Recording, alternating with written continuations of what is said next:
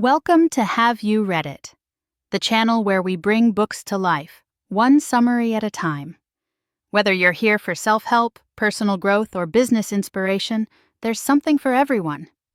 Today, we're diving into Michael Lewis's Moneyball, The Art of Winning an Unfair Game. This book isn't just for baseball fans. It's a fascinating exploration of how an underdog team, the Oakland A's, challenged conventional wisdom and used data analysis to compete with richer, more established teams in Major League Baseball. It's a story about challenging assumptions, finding value where others don't, and the power of innovative thinking. Our story begins in 1980, a pivotal year for baseball due to the introduction of free agency, which dramatically inflated player salaries. Scouts, the traditional talent evaluators, prioritized the 5 tools: running, throwing, fielding, and hitting with power. A young Billy Beane, possessing all 5 tools and a good face, catches the eye of scouts, despite his ambivalence towards professional baseball. He shines in workouts, outperforming even highly touted prospects like Cecil Espy and Darnell Coles in the 60-yard dash. Beane's talent was undeniable, but masked a deep fear of failure. Scouts, blinded by his physical gifts, overlooked his declining batting average in his senior year. Despite his initial desire to attend Stanford, Beane signs with the Mets, lured by the allure of the major leagues, only to lose his signing bonus in a failed real estate investment. Beane's minor league career is a story of unfulfilled potential. He struggles with the pressure, constantly comparing himself to Darryl Strawberry, a teammate who thrives while Beane flounders. He witnesses firsthand the contrasting mentality of Lenny Dykstra, a less physically gifted player who possesses unwavering confidence. Beane's struggles continue in the majors, plagued by inconsistency and an inability to handle failure. Beane transitions to the A's front office, initially as a scout, marking a shift from player to analyst. He encounters Sandy Alderson, a forward-thinking GM who introduces him to the world of sabermetrics, a statistically driven approach to baseball pioneered by Bill James. This is Beane's enlightenment, a realization that there's a more objective way to evaluate players and build a team. We shift our focus to Bill James, a security guard at a pork and beans factory, who begins self-publishing the Baseball Abstract, challenging baseball's traditional statistics and offering new ways of understanding the game. James questions the validity of fielding statistics, advocates for the importance of on-base percentage, and develops the runs created formula, a more accurate predictor of a team's offensive output. His work inspires a movement of amateur analysts who contribute to the development of new baseball knowledge. Despite James's insights, baseball remains resistant to change, clinging to outdated methods and prejudices. The introduction of fantasy baseball, while not directly related to James's work, creates a new demand for baseball statistics among fans, further highlighting the gap between the fans' desire for data and the team's reluctance to embrace it.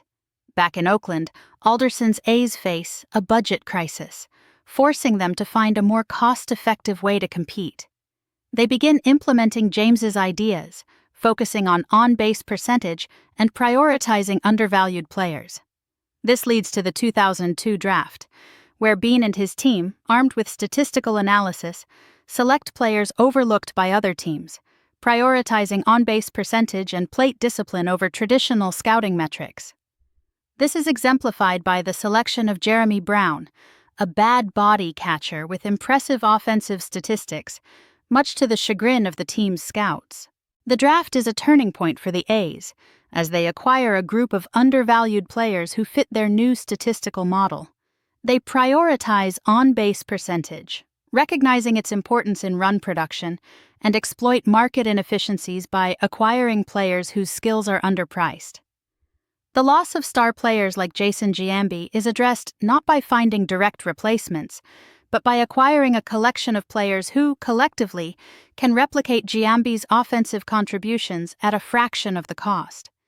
This strategy relies on the belief that baseball is a game of skill, not an athletic event.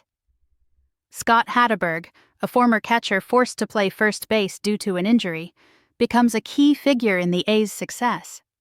His disciplined approach to hitting, emphasizing plate discipline and on-base percentage, perfectly aligns with the A's philosophy. Hatteberg's story highlights the importance of adapting to new circumstances and finding value in overlooked skills. Billy Beane's trading strategies are central to the A's ability to compete with richer teams. He exploits market inefficiencies, identifying undervalued players and acquiring them at bargain prices. He's a master negotiator, constantly seeking to upgrade his team and willing to make unconventional moves. His trading philosophy is guided by a set of rules that prioritize value and long-term strategy.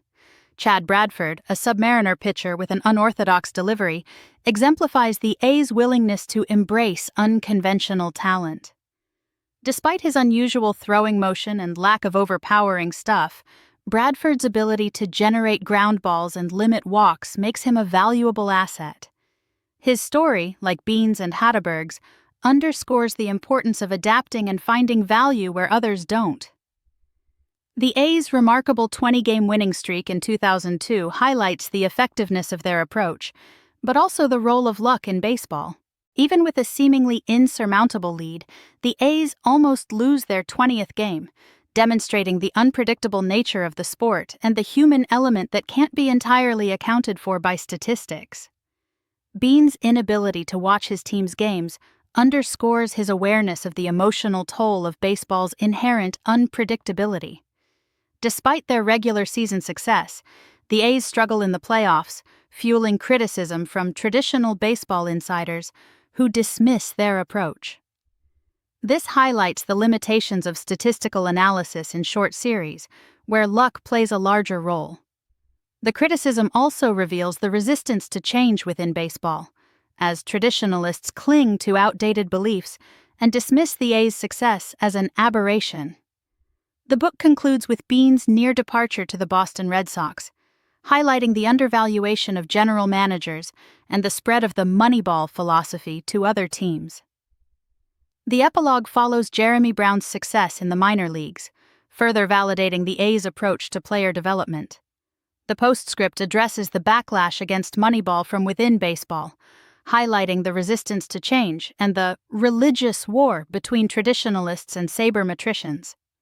It illustrates how baseball's insular nature can create blind spots and resistance to innovation. Key takeaways and heuristics from Moneyball. Value is often found where others don't look. Be willing to challenge conventional wisdom and explore unconventional approaches. Focus on process over outcomes. Making good decisions based on sound principles is more important than short-term results. Adapt to changing circumstances. Be willing to adjust your strategies based on new information and market conditions. Exploit market inefficiencies. Identify undervalued assets and acquire them at bargain prices. Build a system, not just a team.